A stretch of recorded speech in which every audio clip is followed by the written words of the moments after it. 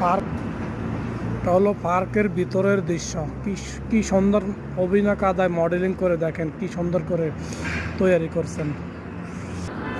নিচের স্থানটা দেখেন, নিচের ফ্লোরটা দেখেন, কি সুন্দর করছেন দেখেন। এমনকি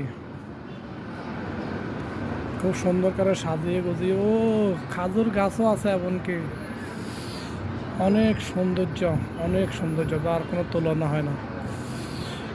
মদিনাতুল মুনাওয়ারার পাশেই অবস্থিত এই পার্কটার ভিতরে অনেক সৌন্দর্য, অনেক সৌন্দর্য, যার কোনো তুলনা হয় না। অনেকটা প্রায় 5-6 তলার মতন হবে নিচ অংশে।